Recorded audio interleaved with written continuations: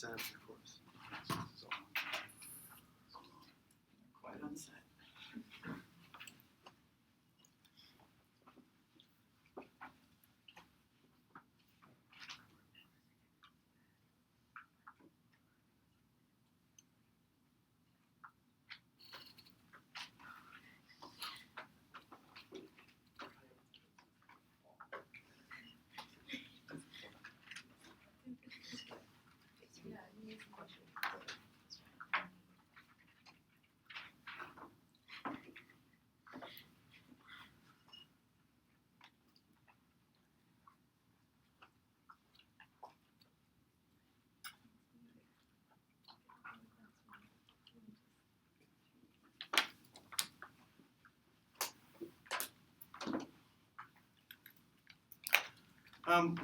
Welcome everyone and thank you for being here. I'm Jared Leising, English faculty at Cascadia College and coordinator of the innovative Cascadia MOOC. I'm joined by my co-teacher, Paul Nelson, on the far right. Today we'll be hearing from two Cascadia poets, Barry McKinnon and Judith Roche. And we'll be taking questions from the audience who are Cascadia College literature students as well as community members in attendance. Additionally, we're streaming this live online so that those of you watching can also participate by posting questions via the chat feature on YouTube. When you do post questions, please indicate your name and where you're writing from, and your question or comment for the panel. I'll be relaying those during our discussion. Now to introduce our guests, who will share some thoughts on poetry from this bioregion and read some of their own work. First, Barry McKinnon was born in 1944 in Calgary, Alberta, where he grew up. In 1965, after 2 years at Mount Royal College, he went to Sir George Williams University in Montreal and took poetry courses with Irving Layton. He graduated in 1967 with a BA degree. In 1969, he graduated with an MA from the University of British Columbia in Vancouver and was hired that same year to teach English at the College of New Caledonia in Prince George, where he has lived and worked ever since. Barry McKinnon's The was nominated for the Governor General's Award for Poetry in 1980. Pulp Log, another collection, was the winner of the Dorothy Livesey Poetry Award for the BC Book Prizes in 1991, and Arrhythmia was the winner of the B.P. Nicol Chapbook Award for the best chapbook published in Canada in English in 1994. His chapbook, Surety Disappears, was the runner-up for the B.P. Nicol Award in 2008. Please welcome Barry McKinnon.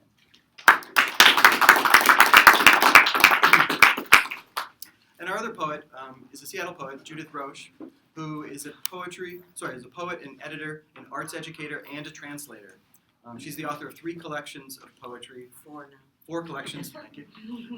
She's edited a number of poetry anthologies and has co-edited First Fish, First People, Salmon Tales of the North Pacific Rim, published by the University of Washington Press. This was in 1998, and an American Book Award winner. This is a collection of salmon stories from all around the North Pacific Rim, all written by indigenous writers. She has continued her involvement with salmon by writing about the noble fish in reviews, essays, and poems. Her poems have appeared in over 100 journals, anthologies, and magazines. She's a fellow in the Black Earth Institute, which is a progressive think tank of artist scholars who are dedicated to reforging the links between art and spirit, earth and society. And this association has deeply inspired her poetry and writing. And we're very lucky to have her today. Thank you for coming. So like I said, each guest is going to be sharing a little bit of their work and some of their thoughts, and then we're going to invite some discussion and questions from you guys. Just take some notes, and for those of you watching online, please send us your questions as well. So, Judith? Hi. I'm going to read a couple of poems, and then I'm going to talk about poetry in general and my approach and how I do this. So the first one is called Credo, and a credo is a "this I believe" kind of poem, and they're often very sappy. I'm hoping mine isn't. Credo. I believe in the cave paintings at Lascaux, the beauty of the clavicle, the journey of the salmon. I believe in all the gods. I just don't like some of them. I believe the war is always against the imagination, is recurring, repetitive, relentless. I believe in fairies, elves, angels, bodhisattvas, Santa Claus, and the Tooth Fairy. I believe Raven invented the earth, and so did Coyote. In archaeology lies the clue. The threshold is numinous, and the way in is the way out. I believe in the alphabets, all of them, and the stories seeping from between their letters. I believe in dance as prayer, that the heartbeat invented the rhythm and chant, or is it the other way around? I believe in the wisdom of the body. I believe that art saves lives and love makes it worth living them, and that could be the other way around too. And the second poem I'm going to read is from the book, and you may have read it. It's on. You don't need to follow along, but if you want to, it's on 258. It's called Translation, and then the subtitle in parentheses is an Ars Poetica with a question mark. In the hour of remembrance, a convention of crows gathers, rattles and caws in the crow tree, their newest capital city, and I caw back, ululating at the boundaries of species, trying to tell them my nom de guerre from another kingdom, to ask them if a truer name might be hidden in their wordless flight. Is it possible to love without translation? Can we climb these sounds to soul? Who can possibly understand another, no matter how close? My son signs eagle, and I think he means witch, so close in fluttering hands. A struggle of limitations of the word to where the map might lie. Light moves through my body but stops. I walk a frozen river, it becomes water, fluid and moving toward gill slits, those slats that separate species, rendering one consciousness from another. Lungs I inherited and a given name. The voice I came with, imperfect bridge for crossing linguistic fences. Does my cat know the name of her kill? Does the lake the name of her drowned? And the crows the name of their dad? Where is the Rosetta Stone to thread across? Now, I called this poem an Ars Poetica, which means a treatise on the art of poetry or poetics, or kind of how I write my poetry. Many poets have written Ars Poeticas. It's named after such a poem by Horace, who was a Roman poet in the first century, who wrote an Ars Poetica. His is kind of a little snarky because he usually wrote that way. He was known as a satirist. And since I'm not talking about writing, the question is, why would I call it an Ars Poetica? I literally did write this poem after trying to understand what the crows in a crow tree were seeing. You know how they gather, it looks like thousands of them, and they're really loud and raucous. And I'm always trying to understand, what are they saying? And who are they saying it to? They're saying it to each other. What? What's going on here?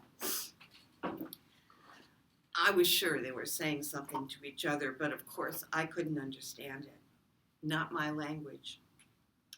I spend my life trying to understand what I can't understand. And that's, I think, what poetry is. I think we are trying to understand what we don't understand. And I think that it comes through the poem, and we don't know it before we write it. that it comes from something deeper than us. I also spend a lot of my life trying to understand my deaf Down syndrome son, who's 45 years old, who's not a baby, but our language is fairly limited, not only because he's deaf, but because, of course, he's Downs. And so we have limited vocabulary. We talk, of course. I know sign language, he knows sign language, but the talk is fairly limited to what do you want for lunch, what did you have for dinner last night, go get your coat, now we're going to the store, things like that. And there's not much subtlety or nuance in this beloved child for me. There's a lot of subtlety and nuance in our feeling and love and experience with each other that goes beyond language. But I'm constantly frustrated by the language, which I am in poetry also. It's like a reflection or an allegory, one for the other, of my trying to understand the world through writing poetry, trying to understand my kid through a language that is limited. In a lot of ways, our language is limited too. We are making art out of the building blocks of language, and there are limitations to it, and we really work with that. But that's the thing of being a poet.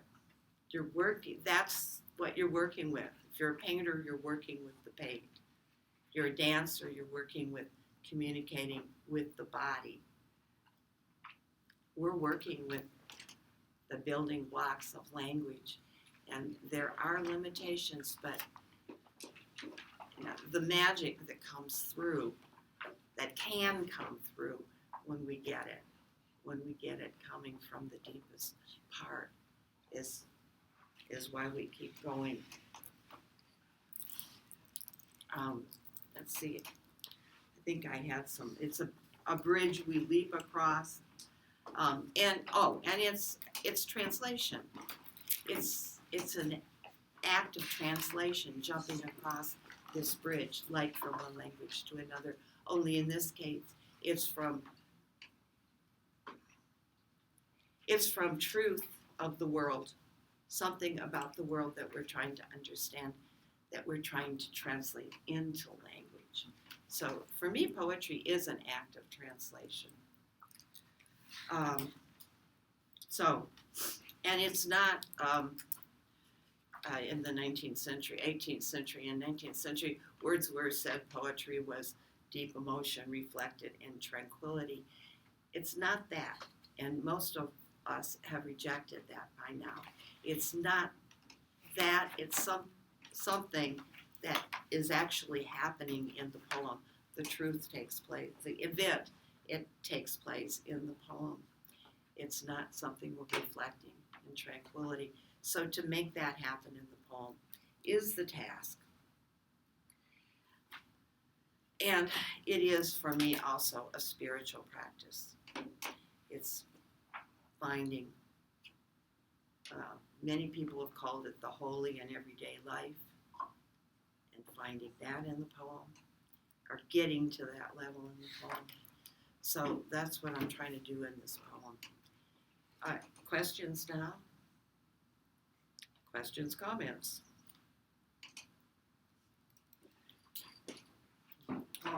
You said language that comes from the deepest part of oneself. Yeah, or beyond oneself. Maybe, Jung would say it's touching collective unconscious also. So maybe it's beyond, I'm not putting my feet down strongly on one side or other of that, but coming beyond ourselves, touching the universal, or the deepest part of oneself, which is probably also the holy. Once we get beyond the frivolous outside, George Borrowing said, when you write a poem in this way where it's an act of discovery, Yeah, you get the happy moment because you get to be the first reader of the poem. I love that. Mm-hmm. So he's suggesting that it could be from outside because you're not, you would think if you're writing it, you're not the first reader of it, you're the writer of it, but he flips it around. Yeah. Well, and lots of poets say, I write to find out what I think, in the deepest part. Yeah. We had a comment from someone listening online, and he said he liked that line, "Where is the Rosetta Stone to thread across?" Mm-hmm. Because when thinking about things that are unknown or something foreign, one usually would like for there to be something which could easily make it known. A touchstone. Yeah. Mm-hmm. How many of you thought when she was talking about the crows, All the crows. thought about this campus? Yes. Yeah, I was literally, I'm just like, it's what it's like here at 5 o'clock. Yeah, so can It's you tell her what frightening. happens? Yeah. Literally, I don't know what it is, but the second, dusk hits, you walk outside and there's, thousands of crows all Right circling this one area. It's so creepy. It's so creepy. It's like the apocalypse is coming. It's just, oh, It's the God. ghost of Ted Hughes. Yeah, really. I find it thrilling. I find it exciting when I see a crow tree like that, and I'm just going, what? Do you? It's both exciting and thrilling, and really provocative. It makes me so curious. Think we had a comment? Would you have a comment? Oh yeah, I was just gonna talk more about that. I work at the Activities Recreation Center, which has huge windows right across from UW Bothell. So whenever I'm looking outside, it looks like the sky is dark, but really it's just the crows there, and they all just poop on our windows. Well, they do that. In mass, right? I That's don't what they're understand what it communicating. is about the campus that they just feel the need to hover over us. It's I don't so know. creepy. It has something to do with cult. poetry, actually. Yeah. Yeah, I think so. What were you gonna say, Paul? There was a guy in Everett and the crows were hanging around his car, and he wanted to get them to scram, so he put on his sirens on his car, and then they gang shit on his car. Classic. Yeah. But there's a movement kind of to change the name, and it's a very small movement by a couple faculty members, but to change the mascot of the campus to the crows, as I opposed to would the totally Kodiaks, sign that. because there are no Kodiak bears around here, right? Alaska, that's about it. Yeah. Okay. I'm totally down for that. I'd sign that petition. There's no need to have it as a bear. We're surrounded by crows all the time. That's just something that's wetlands. Back walking them years ago, I was walking them late. I was teaching my class, and I got out at 7:50, so they weren't going batty. But when you walked in those pathways, the trees were just saturated with crows. The trees were scraping against each other, and the crows were out. And the moon was out. And I did have this very creepy feeling of this ancient magic. And I felt uncertain. I get that. Because I'm a person of the world, I have blinking lights and cell phones. And so amongst that, I was like, oh shit. But I don't it's not evil or scary. It's just this. I don't know. Just felt this power, and I was like, ooh, it was very intense. Well, they transform this place. I mean, Yeah. I think that's what I like about it. It changes the place when they come. And I think You ever They see are the birds? totem spirits. Yeah. The totem Yeah, spirit. yeah, definitely. Yeah, touches that deep level of myth in us. That's We have why a you comment? see ancient magic. When I first started school here, I took my last class and ended at Irish or something. And I remember walking out and seeing it, and I texted a few of my friends, and I was like, yeah. So I think the world's ending. It's my first experience with it was just so unnerving. I was walking, I was like, is this normal? The crows don't do this in Kirkland. Is this the end of the world? Is something going on? Is there a fire somewhere? What's the deal? Mhm. Has anyone ever seen The Birds by Alfred Hitchcock? Oh, yeah. But that level of mystery and magic is what we try to get to in poetry also, which is also mythic. Yeah, it just really makes me think that. Thanks. Let's move to Barry. for a second, and I'm going to come back and have some more questions. It's just resonating on what Judith was saying. And, art saves lives. I'll have a comment about that as I go through a little essay that Paul's more or less requested me to read. And but I was just thinking that it's just that language is to use the metaphor. It's a bridge that we're trying to make a connection with something that has to be said. And it comes from an unknown, obviously. But many years ago, I was probably brasher than no, maybe not. Maybe I'm getting brasher as I get older, I hope. But I had this line in the poem, poetry is not the words. So I've been puzzling about that all my life. So that even gives it a deeper dimension in a way. Like we think of our experience being translated into a poem that might not have anything to do with our experience ultimately in an odd way. But, there's a wordless state to the whole thing as well that kind of prompts you, and in a way you try to form a world out of that wordlessness. So anyway, I'm riffing on that, but I thought about that as an idea. Also, I want to thank everybody here. This is, for me, I'm sort of overwhelmed because I felt so isolated as a writer. I live in northern BC, and I don't get out much, but now I'm in Southern California, and I even feel more isolated. The closer I get to the big cities like LA, if you want to meet a writer down there, you got to drive 3 hours, and if you're lucky. So I want to thank Paul Nelson, we hooked up a couple years ago through the web and through some things that I'd written, and I'd like to thank Jared and Judith. For me, it's a really good occasion for me to be able to sit in a class and talk about poetry. So I'll read this part of a statement, and then hopefully it'll connect with your studies with what the long poem is or the serial poem. We could talk about that as we go. But this is a note I wrote for Sharon Thiessen's long poem anthology from Coach House Press in Toronto, Canada. So it gives a bit of my process, at least for a couple of poems that I've written. In the spring of 1970, while revising a short, unfinished poem, I sensed that the subject was too large for the kind of lyric I was in the habit of writing. The urgency, impulse, and push of its untold story kept me writing steadily for the next 3 weeks. The route this little fragment opened seemed to say, you can sum up your life to this point if you keep at it. Yet I was afraid that this emerging long poem with its complex set of elements and conditions, fragments, images, ideas, and memories based on a series of my grandfather's photographs and stories about his life at the turn of the 20th century, would fail and end nowhere. The pleasure of the writing, however, was to be in a poem with such a large context of space and time, to be in a form that paradoxically gave me new energy and confidence. I didn't know what I was doing, but I was doing it. The result was the book-length poem. I wanted to say something. Since then, I've been writing the long poem serial sequence, a form that gives me the necessary range in which to articulate the poem's central truth from various and variable angles and perspectives. I would like to add that during a conversation with Robert Croce, he's a Canadian writer. I don't know if any of you have heard of Croce.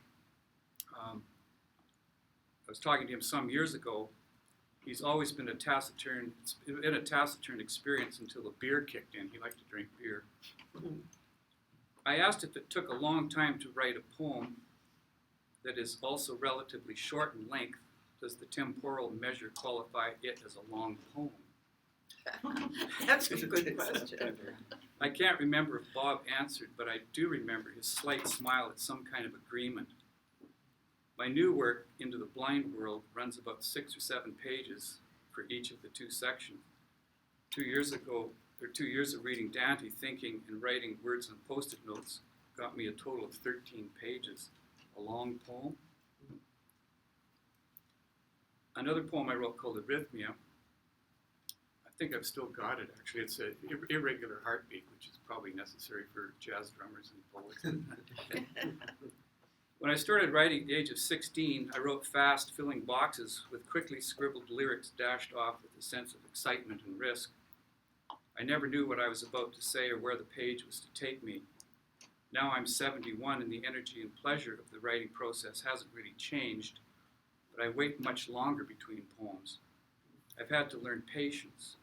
Much writing and thinking for me is practice and preparation for the event when the poem arrives. That's an idea from Ezra Pound, actually.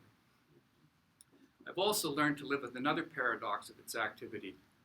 The poem simultaneously identifies its writer to the world, but only comes into being when the writer, so to speak, is out of the way. What a strange occupation and process that requires obliteration of self at the same time that it reaffirms it. I think I knew this early on. When I wrote the sequence Arrhythmia, I literally had the sensation that my time on earth was shortly up. Arrhythmia is a condition of irregular heartbeats, glandular prosody, as I joke in the poem, that in my case created a great sense of anxiety that didn't lift until I was diagnosed. Thus the poem's final line of release and relief, knowing is paradise. Poetry in many ways has saved my life, given it to me. Saving your life, I was in New York many years ago, and do you know Imar Jamal, the great jazz piano player? Anyway, I've always wanted to see Imar Jamal play, and after his set, because I'm a drummer, my son said, go up and talk to the drummer. He was packing his cymbals up. I went up and I said, jazz saved my life. And he says, kept me from going to jail, man. So I like his answer too. The composing principle for Arrhythmia, and I hope all of my work, was in line with W.C. Williams' dictum that each poem must sum up the poet's life to that point.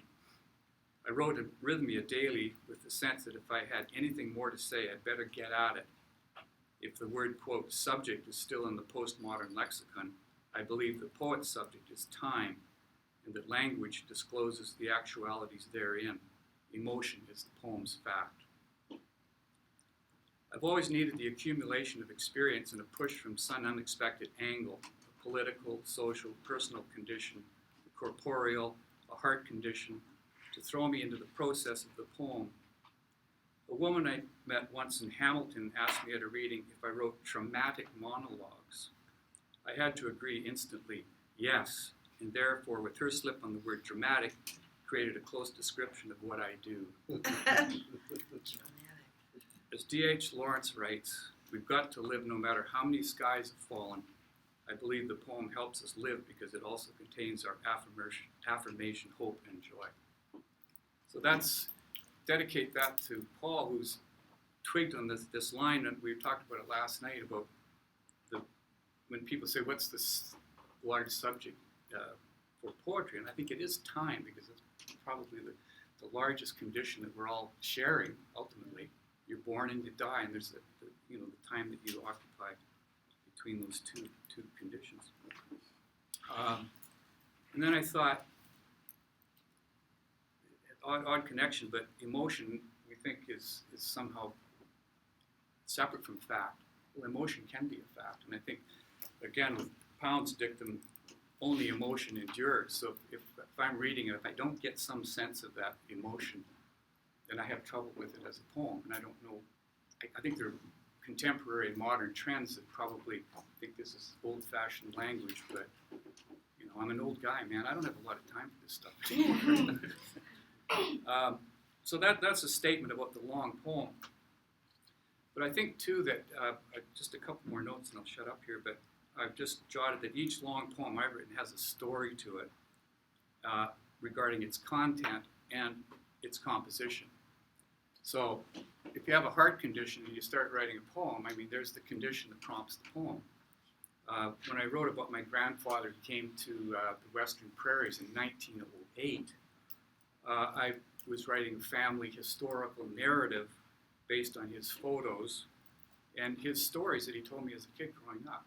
So I took all of that and put it into a poem. And that was back in the early 70s. I've written a sequence of poems starting with one called Sex at 31. Does that interest anybody as a subject? As James Thurber said, is sex necessary? Apparently it is.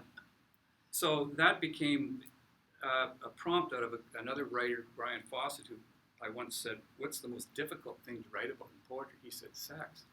So we started this sequence of poems that ranged every 7 years we decided to write another poem. So it's section 31, section 38, et cetera, et cetera. So it was a lot of fun to do this.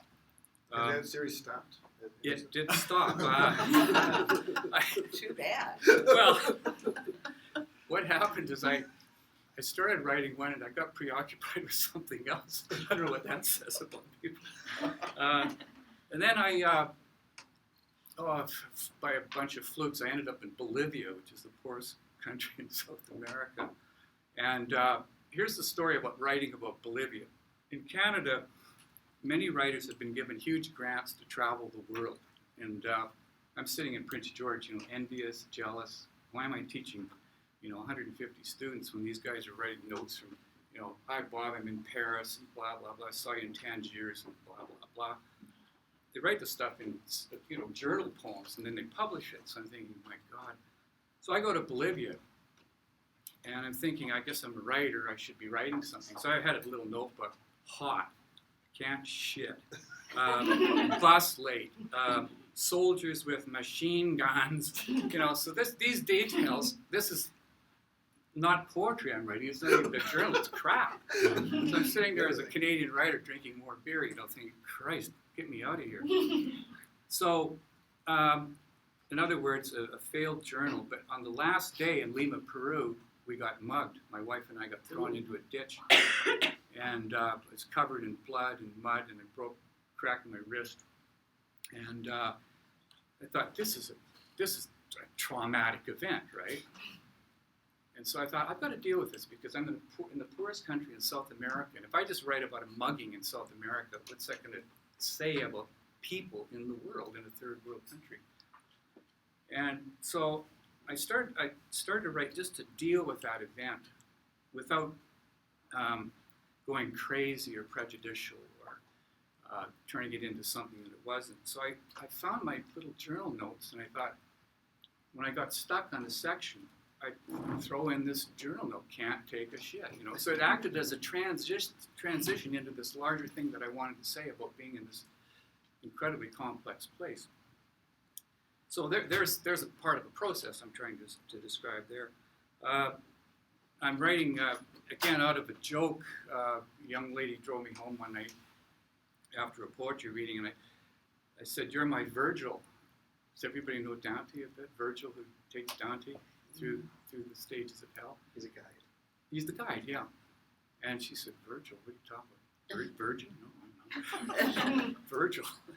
And then I said to her, why don't you read Dante? Because I hadn't read it for years. Pick out some lines that Virgil, that somehow encompasses Virgil and Dante's journey. So she'd send me these via email.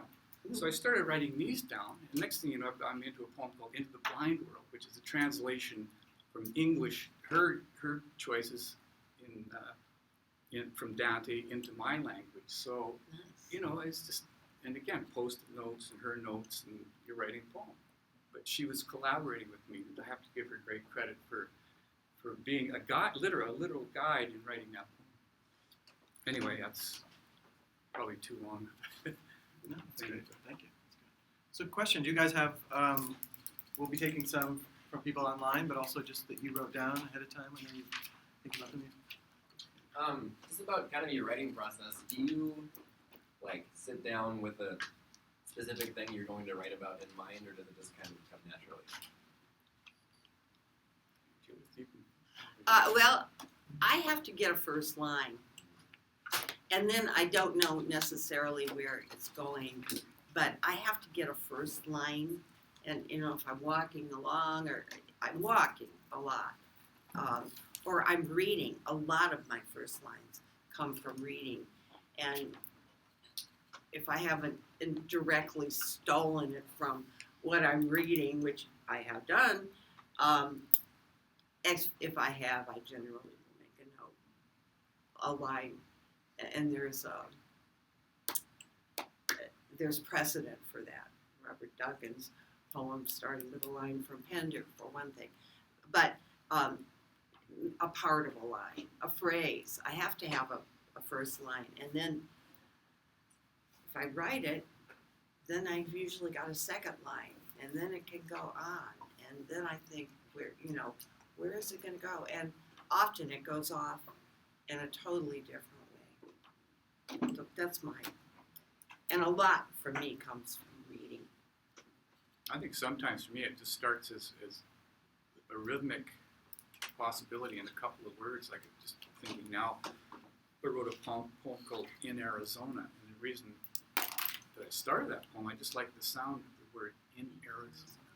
It just had a kind of, and that led me into whatever experience I had there. But in Arizona, in California, when I hear the word Santa Ana winds, to me it has a real beautiful sense to it. It clears out the smog, the shit, the evil of the world. Is the Santa Ana winds coming in. So it that kind of thing can prompt a poem just for the rhythmic insistence of those 2 or 3 or 4 words, and then you can, enter the poem. I guess is one way to say it, or confront it in other cases. Beautiful sound. Yeah, it's the sound, and when I mentioned being 16, the reason I started writing, partly because it was hearing T.S. Eliot on the CBC radio show, probably one of the most difficult poets, in a sense, in the English language, and it was just Eliot reading. I'm not sure what it was, but I was hearing the iambic pentameter, that cadence, and it had a kind of not exactly a preacher, but it had that kind of the authority of some religious figure. Something very important was being said. I'm this dumb kid sitting next to my drums, I think, shit, I can do that. So I started writing based on hearing Eliot, and who knows what he was actually saying. I mean, I was never a scholar in that sense to go through an academic process. So sound is a huge element. And I would say for anybody reading, if this question of understanding, quote unquote, what's being said, don't worry about that. You can read the cantos. The sound value alone will tell you how serious he takes the world. William Carlos Williams, we were mentioning flowers driving out here today, and a great poem is called Asphodel, That Greeny Flower, a poem to his wife based on guilt, I think, from who he was as a husband and so forth. The poem will make you weep, but it's the sound value. It's like somebody saying, in the deepest way possible, I'm sorry. So there's the emotion of that kind of poem. Wonderful to hear it and feel it without totally doing a literal analysis of it. I think that's what scares a lot of people off poetry, is that somehow along the line there's a sense that it's above you or beyond you. I wouldn't worry about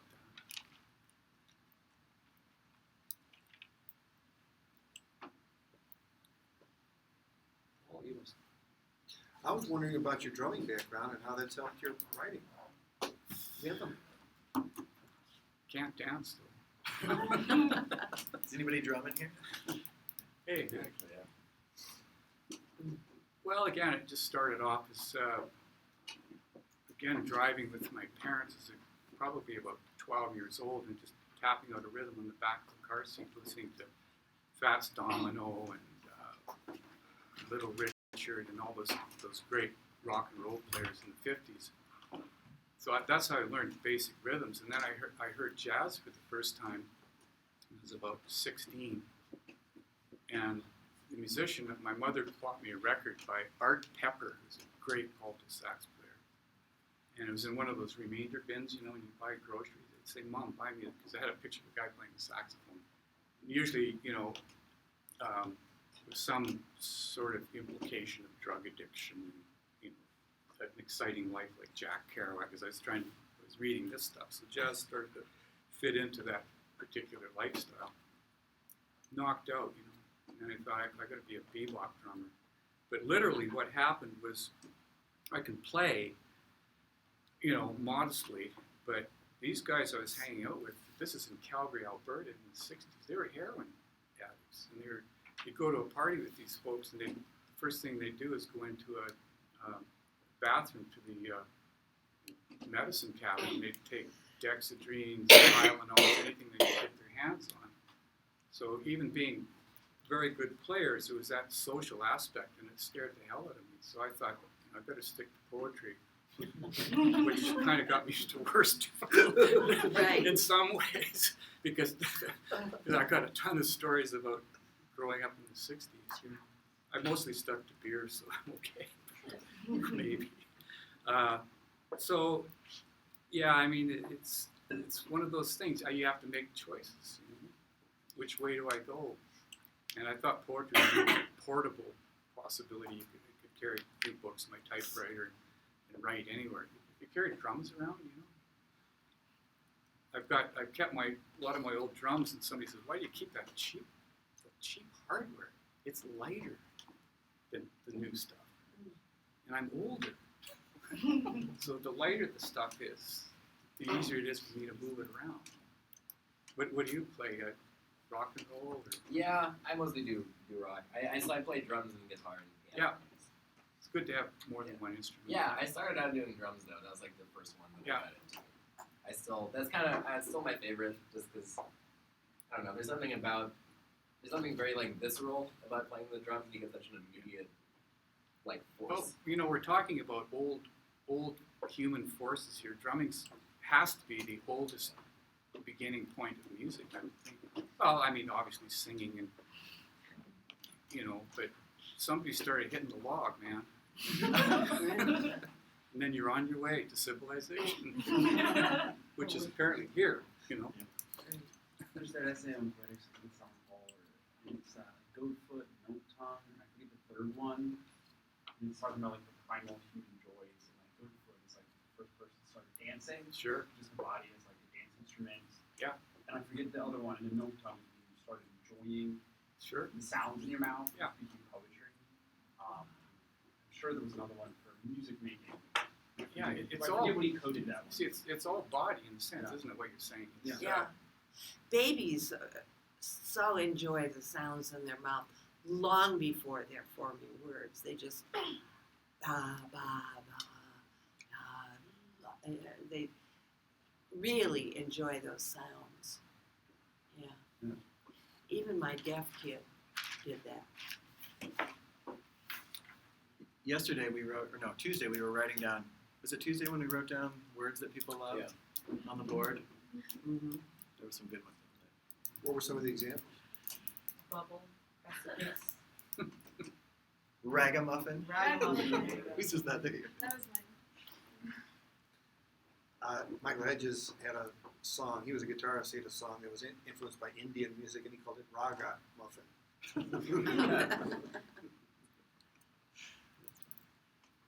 Other comments or questions you guys Do you believe that art and like poetry and like other art forms can cure other conditions other than arrhythmia? I'm sorry, would you repeat it? Oh, Worry about other art forms doing what? Can help with like healing health conditions other than Yeah. arrhythmia? It's kind of, does it heal or cure other things than arrhythmia? He was saying. Oh, The curing. well, I always think art heals things. And certainly I've collaborated with lots of other artists, with dancers and with theater people and with musicians. And I think that just makes a more complete experience of the art. And therefore I think is healing, it promotes goodness. Yeah, in my case, sorry, Paul, Go ahead. The condition of arrhythmia, it was one of the few years I was off work, and I thought, again, I'm going to do a lot of writing, you know, that the intentions that most English teachers have.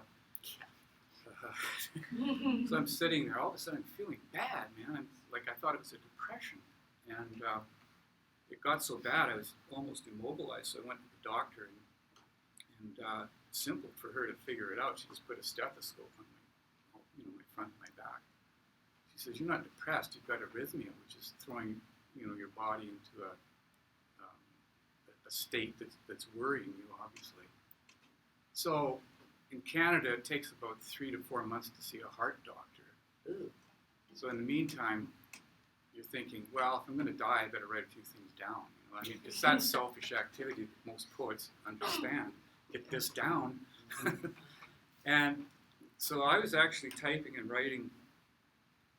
My heart was beating, and I didn't feel good. And I started to think about my childhood, my family. So I'm writing a daily chunk. And in 3 months, after the diagnosis and the test, this condition just lifted out of my life. And I've got it back now. But at that point, and that I had that line at the end of it to actually know that know your condition and confront it, and then to be released from it. The poem was taking me through that process. If I'm clear, do you understand what I'm saying? Yeah. The poem helped me through that lonely experience, because who the hell cares what you have really, except your immediate family, your friends and lovers, etc. Unless we can catch it. Yeah. But these things are lonely experiences. Even when your doctor takes care and gives you stuff, and your wife is with you. But it's one of the scary things about how alone we are with these conditions. And again, the poem was helping to get me in touch with who I was. And I want to riff on that and what you said. This lonely feeling that you have, but if you're connected with something outside of yourself, whether it be collective unconscious or whatever force you want to say, that is a healing feeling. That is Yeah, important. yeah. And not good. Yeah, well, I spent some time teaching in a juvenile prison. And it was all girls. So these girls are 11 to almost 18, and they were kids who were really messed up kids. They'd all been abused, and then they passed it on and abused others. And they were in really terrible shape. And we wrote poetry, and we wrote poetry, and we wrote poetry. And it was really, really, I think, a liberating experience. So we're talking psychic pain here more, or psychic problem, but it really, really was helpful. And I think that it did help save some lives of kids, that just because it did connect them outside themselves. It did help them see beauty within themselves, and these kids had not seen any beauty within themselves, really. They've been really treated terribly, by parents, by society, by everything, the whole time they were alive, even the 11-year-olds. So that was a really good example of art saving lives, I thought. Well, the roots of every disease are psychic, I believe. And there's a lot of ideas I have about this, so it's a great question. You've heard of that technique where you're really pissed off at someone, you really want to tell them off, and you write a letter, and you take it and you throw it in the fire. Abraham Lincoln did this, right? Well, the difference between his era and now is we're really pissed off at someone, and we put it on their Facebook thread, and we send it to them, and the whole world sees it, right? And it's a record there. It's out there, and you can't get it back. You can't reel that one in. So that's a really interesting thing, and something that Lincoln himself did. Would write a letter, get out all of his feelings, and then burn it so no one had to see that. I also think that not having a creative outlet is an illness-inducing thing. And a lot of people get sick because they don't have something to express their deepest selves. And their deepest selves, which touches that part that's outside of them, right? I see that you had your hand up. I've got a couple more points. I also think that having a poetry practice, if you do it right, enables you to identify what your personal myth is, right? I mean, you can kind of get a sense of it by remembering what your favorite book is or movie as a child and get some sense. If you don't know what your myth is, it'll haunt you as part of your shadow. It'll be out there, and everyone will see it but you, and it's really important to not only identify it, but if you don't like it, to change it. I was a radio guy for 26 years, and a little bit more than halfway through that, the radio became less important and the poet in me became more important. And that's how I identify now, because I haven't worked in radio for 10 years. So having a personal myth and being aware of it and having one that is positive is really critical to everybody's life. And the last thing I'll say is going back to asphodel, that greeny flower, and I pulled it up. Fortunately, we have access to the internet here. And that poem by William Carlos Williams, in which he fucked around on his wife for almost their whole life. And so here, as he's approaching death, he's realizing how screwed up that was and how she was there with him the whole time and didn't leave him. And he says, "My heart rouses, thinking to bring you news of something that concerns you and concerns many men. Look at what passes for the new. You will not find it there but in despised poems. It is difficult to get the news from poems, yet men die miserably every day for lack of what is found there. Hear me out, for I too am concerned, and every man who wants to die at peace in his bed besides." So that ties in some of my thoughts about poetry as a healing act. And I'd be very careful about poetry therapy and that kind of jargon, but there is a therapeutic aspect to it. I wouldn't highlight that part. Yeah. Well, like besides poetry, I think just writing in general really helps. Just for me, I find it easier that if I write things down, like visually see what I need to do and stuff. Or like if I'm really stressed out, it's easier for me to just rant and just swear the crap out of my writing. Sure. And then I just think it's funny because usually, so I like to journal, keep track of like my life and stuff. And like at the end of the year, I always read back on all the things I wrote, and it's kind of nice. And you're like, oh, why was I so stressed out? Like, look at me, I'm fine now. But I definitely think writing has helped me, I don't know, manage my life and like see things that I didn't see before. Absolutely. T.S. Eliot, a quote that I remember, it's in an essay that he said he writes to escape emotion. So think about that so the emotion's there, but it's the poem itself that dissolves very literal condition you're in, whether it's a love affair or sickness or disease. But the poem, he did use the word escape. You want to escape that emotion. Because emotions can be debilitating, let's face it. I'm trying to get the screen because I think it's shut off there. Well, again, it would be to reach that deeper level in himself that is not frenzied and going nuts with what is happening right in front of your face. But it's not that tranquility either that Wordsworth No. talked about, because that's kind of it's like somebody in the leisure class can do that, but none of us are there. Right. Yeah. Right. Poetry isn't for the weak. No. But Or the afraid to confront things. exactly. And its other aspect is it's a lot of fun when you get into the world of poetry, which is beyond your poem. It's meeting Nelson, Judith, and all the writers who essentially sociologically you can be a million miles apart, but in the poem you're all together.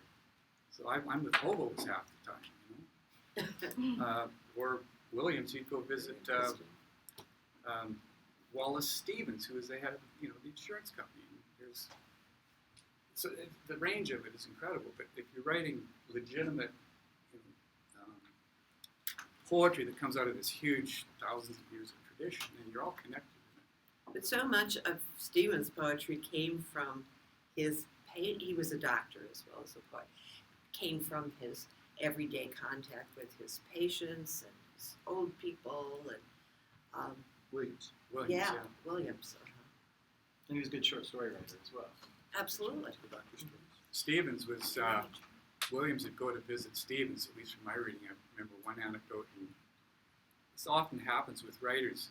Your wife might not like the writers coming to your house because there's usually trouble of sorts. But apparently Williams would go to visit Stevens, and they'd have to talk out in his front lawn because Stevens' wife didn't like poetry or Williams or whatever it was.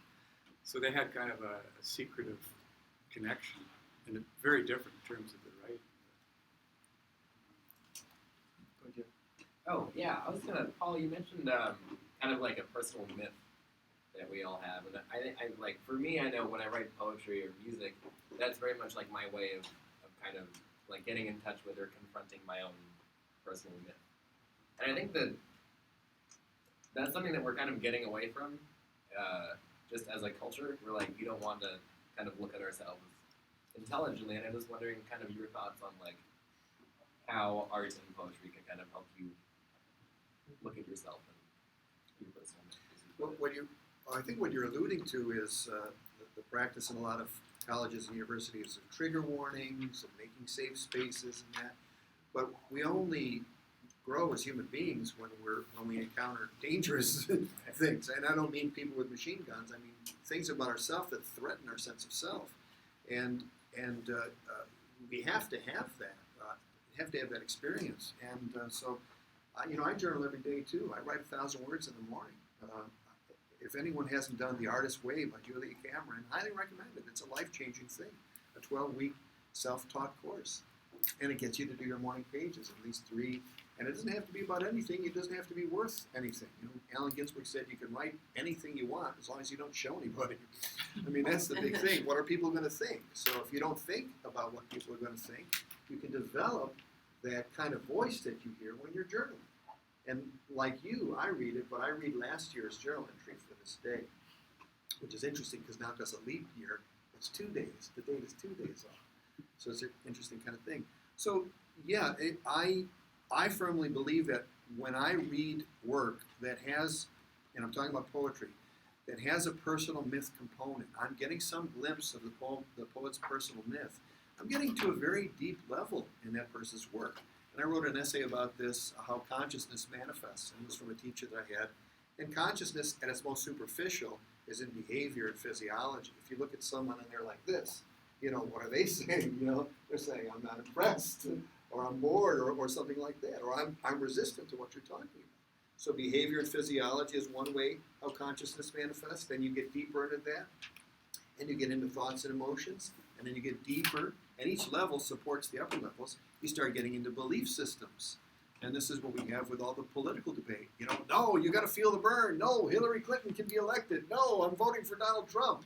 So we're seeing belief systems running amok in this year, which is not only an election year, but also the year of the fire monkey. And then you go a step deeper than that, and you get into the personal myth. Why is someone supporting Bernie Sanders, for instance?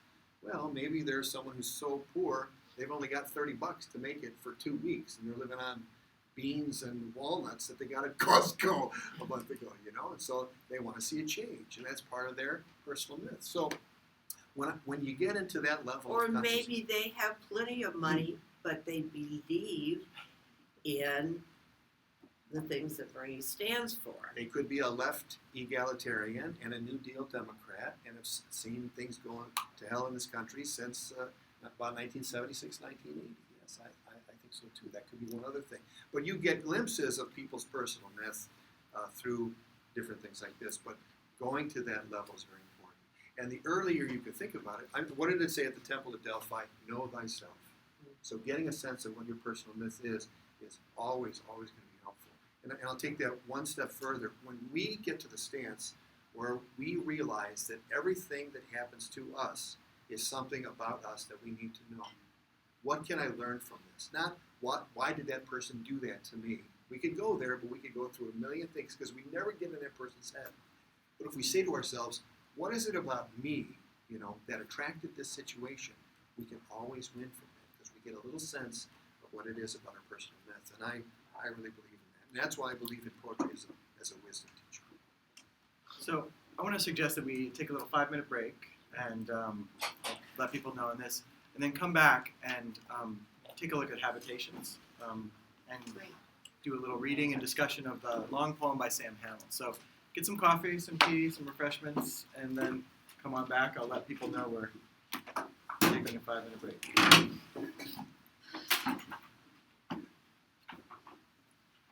It's interesting to watch this. Is this still on? Yep. Oh, then I don't want to. But it has a lag. I move like this. Yeah. It's So going to 30 be seconds. a bit before I see it. And so it's I love this. And then I saw it froze, and I had Yeah, I used to work at this. Oh, really? That was gigantic. Like tons of chocolate. So I'm just like, I can't. Sometimes I'll just like take the jar of chocolate.